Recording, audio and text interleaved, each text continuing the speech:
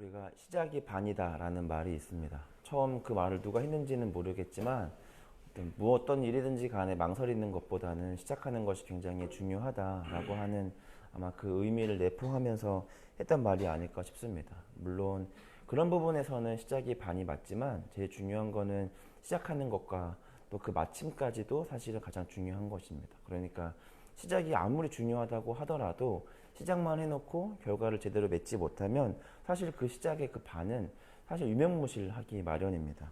그래서 우리는 이제 이런 부분에 대해서 우리가 용두삼이라는 말을 쓰기도 하는데, 우리가 어떤 일을 어떻게 시작했느냐도 물론 너무 중요하지만 그다음 가장 중요한 건 바로 뭐냐면 그 시작이 올바른 결말을 맺도록 하는 것이 가장 중요합니다. 사실 우리가 오늘 말씀을 우리가 열왕기상 말씀을 좀 보다 보면 이 솔로몬이라고 하는 한 사람의 인생은 좀 신앙적으로 보면 좀 용두사미와 가깝다라 생각을 하게 됩니다. 그가 처음 이제 왕이 되고 나서 백성들과 하나님이 기뻐하시는 왕이 되기 위해서 가장 큰 두려움을 느꼈고, 그 일천번제로 하나님께 나아가서 하나님이 뭔가 네가 구하는 것이 뭐냐 이렇게 물어봤을 때 백성을 잘 다스리고 듣는 마음을 달라, 바로 지혜를 달라고 그렇게 이제 기도했는데, 그 시작과는 다르게 결국 그 솔로몬의 그 말년은 하나님의 말씀도 또 백성들의 말도 잘 듣지 않는 어느덧 그런 좀 어설픈 왕이 좀 돼버렸습니다.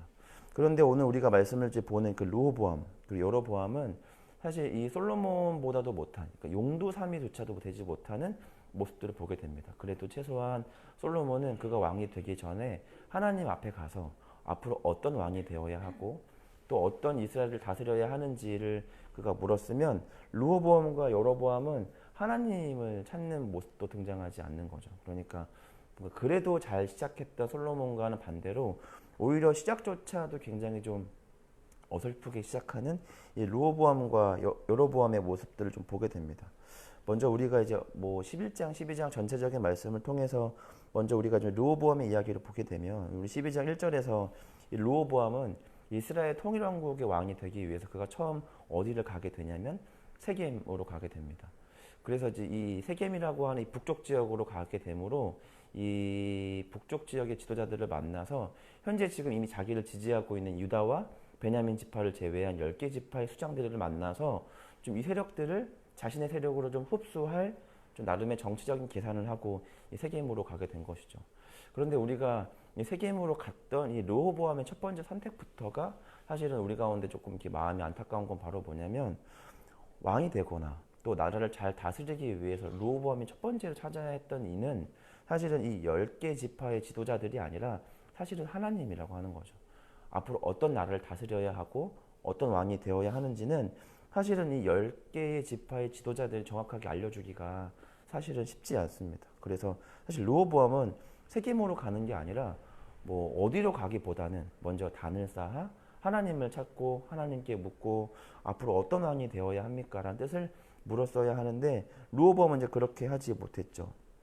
결국에 그렇게 하나님의 뜻을 모르기 때문에 사실 11장에서 이미 하나님께서 그 아히야를 통해서 여로보암을 이 북이스라엘의 왕으로 세우시겠다라고 하는 하나님의 이 의중을 전혀 이해하지 못하니까, 그러니까 세겜으로 가게 되고, 세겜으로 갔더니 사실은 자기가 듣고 싶지 않았던 말들을 이 지도자들로부터 듣게 되는 거죠. 당신은 좀 솔로몬 왕과 좀 달랐으면 좋겠습니다. 좀 우리를 선대해 주셔서 우리에게 좀 친절을 베풀어 주시면 우리가 당신을 잘 따르겠습니다 했는데, 근데 결국 그는 이 노인들의 말보다는 자신과 함께 이 자라났던 젊은 사람들의 말을 들어서 결국에는 솔로몬보다는 더 강한 철퇴로 그들을 다스리겠다 그렇게 이제 선언함으로 이제 10개의 지파들과는 정확하게 이제 좀 등을 돌리게 됩니다. 결국에는 하나님께 뜻을 묻지를 않으니까 하나님의 생각과 하나님의 마음과 하나님의 계획을 알 수가 없었고, 결국에는 하나님의 뜻과는 정반대가 되는 행보를 르호보암은 보일 수밖에 없었다라는 거죠. 왜냐하면 하나님은 우리가 하나님의 뜻을 구하면 하나님은 그 뜻을 감추거나 또 이렇게 뭐 사라지게 하시는 분이 아니라, 우리가 하나님께 뜻을 구하거나 하나님께 구하시는 것이 있으면 그것이 아무리 인간적인 생각과 방법대로 구한다고 할지라도 하나님은 하나님의 방법대로 우리를 그렇게 인도하실 분이시기 때문에, 르호보암의 정 엉뚱한 질문들을 가지고 하나님을 찾았다 하더라도 하나님이 그 르호보암의 생각을 잘 바꿔주시고 인도하시고, 그래서 르호보암이 가장 좋은 왕이 될 수 있는 방안을 하나님은 마련해 주셨을 것입니다. 그런데 이 르호보암은 이 12장 1절에서 하나님이 아니라 세겜으로 가게 된다라고 하는 겁니다. 결국에는 이 하나님의 뜻을 알 수 없었던 르호보암은 가장 하나님의 뜻과는 먼 선택들을 하게 되고, 결국에는 이 오늘 말씀을 보게 되면 결국 이제 억지로라도 이 북이스라엘을 다스리고 침공하기 위해서 군사를 일으키는데, 결국에는 또 하나님의 사람을 통해서 하나님의 뜻을 알게 되죠. 나중에서야. 그러니까 하나님을 직접 찾은 게 아니라 하나님이 그 르호보암을 멈추기 위해서 결국에는 하나님의 사람을 르호보암에게 보내서 군대를 일으키지 마라, 내가 르호보암에게 나라를 주었다라는 말을 알게 되고, 그때서야 이제 돌이키게 되는 장면들을 이제 우리가 보게 됩니다. 우리가 알고 있는 것처럼 우리가 어떤 시작을 하기 전, 우리가 무언가를 하기 전에 가장 중요한 것은 하나님께 뜻을 구하는 겁니다. 우리가 어떤 무언가를 하기 전, 뭐 일을 하기 전, 우리가 뭔가를 하기 전 가장 먼저 우리가 신앙적 태도가 뭐 기도라고 하는 종교적 행위를 강조하는 것이 아니라, 우리가 무언가를 하기 전에 하나님은 어떻게 하기를 원하시는지, 하나님은 어떻게 진행되기를 원하시는지, 지금 나에게 어떤 생각들을 갖고 계신지에 대한 생각을 먼저 묻지 않으면 우리는 오늘 르호보암처럼 나름대로 우리가 옳다라고 했던 행동이 결국에는 그것이 하나님과는 정반대가 되는 잘못된 행동을 하게 될 수밖에 없다라고 하는 겁니다. 그래서 우리가 오늘 이 르호보암의 행동처럼 우리가 어떤 일들을 결정함에 있어서 가장 먼저 지혜를 구하고 가장 먼저 뜻을 찾아야 하는 사람들은 이 세겜의 이 10명의 지도자들처럼 당장 우리에게 어떤 혜택들을 줄 것 같은 사람들이 아니라 하나님이라고 하는 겁니다. 그래서 혹시 이 오늘 말씀을 잠깐 이렇게 오프라인과 온라인으로 함께 우리가 열왕기상 말씀을 묵상하시며 예배 가운데 나아가시는 여러분들 중에 내가 어떤 일들을 결정함에 있어서 내가 가장 먼저 하나님께 그 뜻을 묻고 또 나아갔었던가 좀 생각을 해보고, 그렇지 않았더라면 오늘 말씀을 통해서라도 그 뜻을 돌이켜 가장 먼저 내가 하나님께 그 뜻을 묻고 과정과 결론까지도 하나님께서 기뻐하시는 과정과 결론을 맺도록 하나님께 끊임없이 나아가야 합니다. 솔로몬은 그 시작은 잘했습니다. 처음에는 일천번제를 드려서 하나님께 단을 쌓아 하나님을 예배하고 어떻게 내가 이 나라를 다스려야 하는가에 대한 이 두려움이 하나님 앞에 나아갔던 것이죠. 그런데 그 끝까지 가지 못했습니다. 우리 함께 예배드리는 우리 지하차치 우리 모든 가족들은 그 시작도 또 과정도 결론조차도 하나님께서 기뻐하시는 그 시작과 과정과 결론이 되도록 기도하며 나아간 우리 모두가 되기를 간절히 소망합니다. 두 번째로 이 여로보암에 대한 이야기를 해보면, 여로보암은 사실은 그냥 솔로몬의 신하였습니다. 그런데 하나님께서 이 아이를 통해서 여로보암을 이 10개의 지파를 다스리는 이 북이스라엘의 왕으로 하나님께서 세우시겠다 말씀하시면서 하나님께서 굉장히 장황하게 이 여로보암을 이 왕으로 세우시는 이유와 뜻과 앞으로 어떻게 이 나라를 다스려야 하는가를 열왕기상 11장 33절부터 39절까지 이렇게 말씀하셨습니다. 왜 하나님께서 솔로몬의 나라를 찢으시는지, 그리고 왜 이 르호보암이 아니라 여로보암에게도 이 나라를 다스리는지, 그러니까 특별히 어떤 자격이 없는 자신을 왜 하나님께서 부르시는지 하나님은 굉장히 자세하게 말씀하셨습니다. 이는 그들이 나를 버리고 시돈 사람의 여신 아스타롯과 모압의 신 그모스와 암몬 자손의 신 밀곰을 경배하며 그의 아버지 다윗이 행함같이 아니하며 내 길로 행하지 아니하며 나 보기에 정직한 일과 내 법도와 내 율례를 행하지 아니함이니라. 그러나 내가 택한 내 종 다윗이 내 명령과 내 법도를 지켰으므로 내가 그를 위하여 솔로몬의 생전에 온 나라를 그의 손에 빼앗지 아니하고 주관하게 하려니와 네가 만일 내가 명령한 모든 일에 순종하고 내 길로 행하여 내 눈에 합당한 일을 하며 내 종 다윗이 행함같이 내 율례와 명령을 지키면 내가 너와 함께 있어 내가 다윗을 위하여 세운 것 같이 너를 위하여 견고한 집을 세우고 이스라엘을 내게 주리라. 내가 이로 말미암아 다윗의 자손을 괴롭게 할 것이나 영원히 하지는 아니하리라 하셨는지라 한지라. 그래서 오늘 말씀을 보면 하나님께서 왜 이 나라를 찢으시고, 그래서 이 한편은 르호보암에게 또 한편은 왜 여로보암 자신에게 주시며, 앞으로 여로보암에게 이 나라를 맡기시면 하나님이 기대하시고 바라시는 것이 무엇인가를 이 열왕기상 11장의 이 아이를 통해서 충분하게 하나님은 그 여로보암에게 그 뜻을 전달했습니다. 그런데 우리가 오늘 말씀을 보는 것처럼 이 12장 후반절 거의 마지막 절을 보면 여로보암은 그가 왕이 되고 나서 결국 나라가 이게 분단이 되고 나면 결국 이 북이스라엘 지역에 있는 사람들이 예배를 하기 위해서는 이 남쪽에 있는 예루살렘으로 향하게 되다 보면 자꾸만 남쪽으로 향해서 그 예루살렘 성전에서 하나님을 예배하다 보면 그들의 마음이 하나님께로 이렇게 향하고, 그러면 성전과 먼 이 북쪽이 아니라 성전과 가까운 이 남쪽에 살고 싶다라는 생각을 품게 될 것을 여로보암은 두려워합니다. 오히려 기뻐해야 할 상황을 두려워하게 되므로 르호보암은 이 사태를 예방하기 위해서 우리들 나름대로의 성전을 나름대로 만드는 거죠. 그래서 이 단과 베델이라고 하는 지역에 금송아지를 만들어서 그것이 이 이집트에서부터 우리를 구원하신 여호와 하나님이다라고 하는 이 끔찍한 우상을 만들어 하나님의 뜻과는 또 정반대가 되는 행보를 보입니다. 그러니까 여로보암은 하나님이 지금 왜 자신을 왕으로 세웠는지, 또 어떤 나라를 다스리기를 원하시는지, 또 어떤 왕이 되기를 바라시는지 이미 충분히 그는 들었음에도 불구하고 자신이 취한 이 왕적 권력을 빼앗기지 않고 또 백성들을 빼앗기지 않기 위해서 사실은 가장 기뻐하고 감사해야 될 이 영적 부흥이 일어날 것을 오히려 두려워하고 걱정함으로 이상한 우상 숭배의 끔찍한 길로 가게 됩니다. 결국에는 이 열왕기상 후반절부터 역대상하에 기록된 대로 보면 다윗, 그러니까 하나님을 가장 잘 예배했던 다윗과 가장 반대되는 인물 중에 대표적인 예로 누가 기억되게 되냐면 여로보암이 되게 되는 거죠.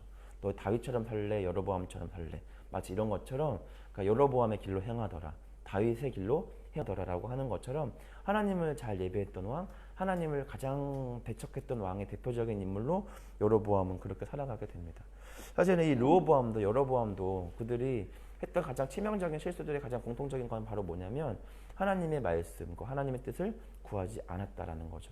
또는 하나님의 말씀을 들었어도 경청하지 않았고, 또 하나님의 말씀을 들었어도 그것을 온전하게 잘 기억하지 못했다라고 하는 겁니다. 사실은 우리가 신앙적으로 가장 중요한 태도 중에 하나가 바로 뭐냐면 하나님의 말씀을 들으려고 하는 겁니다. 그리고 그 다음 중요한 게 있다면 하나님의 말씀을 이제 잘 들으려고 노력하는 것이죠.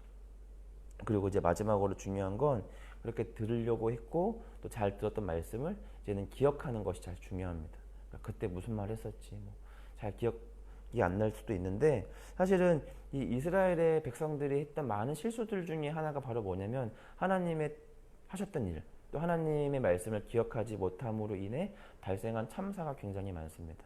오늘 단적으로 여로보암의 삶도 그렇죠. 하나님께서 이 아이를 통해서 여로보암에게 남기셨던 말씀을 분명 그는 어쨌든 들었을 겁니다. 그런데 그것을 잘 기억하지 못하니까 사실 하나님의 뜻과 그 마음과는 정반대가 되는 행동들을 하게 되는 것이죠. 성경이 사실은 우리 가운데 요구하는 신앙적 태도도 이 하나님의 말씀에 대한 이 경청의 태도입니다.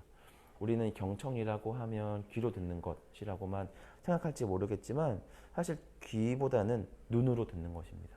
우리가 누군가와 이렇게 대화할 때 여러분들도 좀 그런 경험들이 있는지 모르겠지만 이렇게 대화하고 있는데 상대방이 딴 곳을 보고 이렇게 그냥 고개만 끄덕이고 있으면 자연스레 우리가 어떤 질문들을 하게 되냐면 야, 너 듣고 있어? 이런 질문들을 하게 되는 거죠. 그래서 우리가 누군가와 대화할 때 가장 중요한 거 바로 뭐냐면 그 사람의 얼굴을 먼저 보는 것이죠.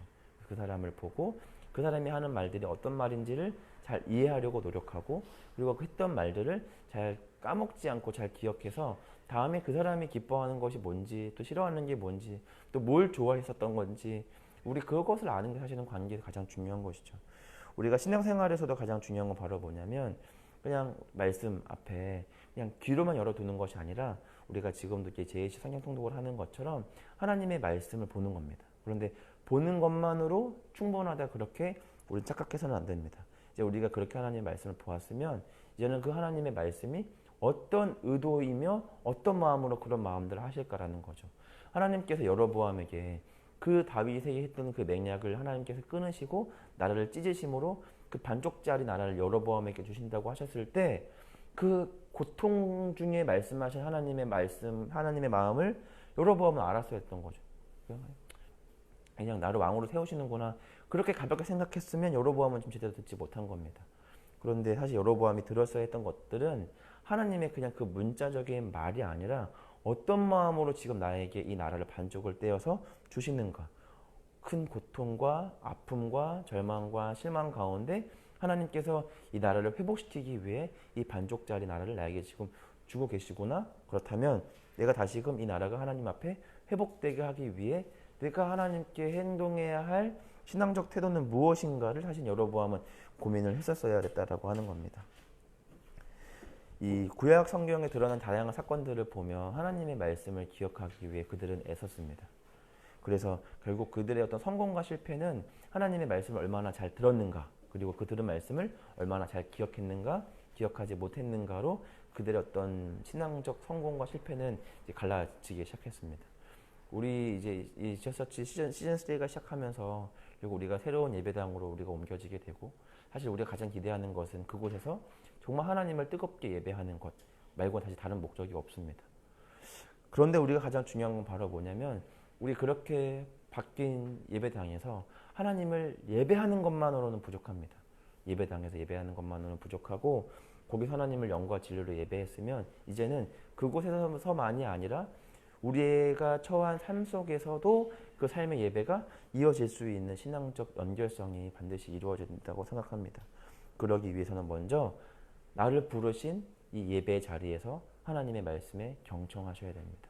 그리고 그 경청한 그 하나님의 말씀을 어떻게 해서든지 간에 하나라도 더 기억하기 위해 우리는 힘써야 합니다. 그래서 하나님이 무엇을 기뻐하시고 무엇을 마음 아파하시는지를 우리가 기억해서 우리가 그렇게 살아가야 합니다. 여로보암도 르호보암도 솔로몬도 다른 게 부족한 게 아닙니다. 그들이 뭐 권력이 부족하거나 돈이 없거나 그런 게 부족한 게 아니라 하나님의 말씀을 들으려고 하는 그 마음이 부족했던 겁니다. 솔로몬도 르호보암도 여로보암도 결국에는 그 마음이 없음으로 인해서 결국 그들의 인생은 좀 굉장히 비극적으로 마무리가 되는 겁니다. 오늘 이 말씀을 듣는 온라인과 오프라인으로 말씀을 듣는 우리 모두도 그들이 했던 실수들을 반면교사 삼아서 우리는 말씀을 더 깊이 가치 있게 여기고 하나님의 말씀을 경청하며 경청한 그 하나님의 말씀을 우리가 기억해서 삶 속이 우리가 삶에 살아가는 우리 모든 행위가 마치 하나님께 예배로처럼 드려지는 것처럼 우리가 그렇게 살아가기를 간절히 소망합니다. 이 시간에 우리 같이 우리 세 가지 우리 기도할 텐데, 열왕기상은 끊임없이 하나님의 말씀 앞에 서라라고 가르치고 있습니다. 우리가 열왕기상의 말씀처럼 말씀 앞에 서기를 원합니다. 그리고 그 말씀 앞에 설 때마다 하나님의 뜻을 발견할 수 있는, 또 하나님의 말씀에 순종할 수 있는 우리가 되게 해주세요. 함께 우리 기도했으면 좋겠습니다. 그리고 두 번째로 기도할 것은 우리 그 새롭게 시작하는 이제 이전하는 이 예배당에서 정말 하나님을 뜨겁게 예배할 수 있도록 살아계신 하나님의 말씀이 생생하게 선언되는 귀한 시간 되게 하여 주시고, 또 우리 모든 성도들이 정말 뜨겁게 정말 열정적으로 그렇게 하나님의 사랑을 고백할 수 있는 귀한 시간 되게 하여 주셔서, 와, 예배가 이렇게 감격스러운 거구나, 또 예배 가운데 하나님 우리 가운데 부어주시는 그 은혜 속에 정말 기쁨과 평안을 누릴 수 있는 우리 예배가 될 수 있도록 함께 우리 기도하며 나아갈 때 제가 먼저 기도하도록 하고 함께 우리 기도하도록 하겠습니다. 하나님, 우리가 말씀 앞에 서기를 원합니다. 말씀의 가치를 깨닫게 하여 주시고 그 말씀에 눈과 귀를 집중하기를 원합니다. 그리고 그 들은 깨달은 하나님의 말씀을 우리가 순종할 수 있는 마음도 우리 가운데 허락하여 주시옵소서. 이제 우리가 세겜이 아니라 하나님의 말씀 앞으로 나아갑니다. 사람들의 뜻이 아니라 하나님의 뜻을 구합니다. 우리 가운데 말씀하여 주시고 그 뜻에 따라 순종할 수 있는 우리 교회가 되게 하여 주시옵소서. 특별히 하나님, 우리가 예배당을 이전합니다. 많은 손길들이 그 일들을 위해 열심히 수고하고 있는데 준비한 손길들 위해 하나님께서 함께 하여 주시고 그 자리에 하나님을 정말 뜨겁게 영과 진리로 예배할 수 있도록 인도하여 주시고, 우리의 죽어있는 잠들어 있는 마른 뼈와 같은 우리의 신앙과 영성의 주 앞에 회복되어지고 깨어날 수 있는 귀한 시간 되게 하여 주시옵소서. 이 모든 말씀 살아계신 예수님의 이름으로 기도합니다.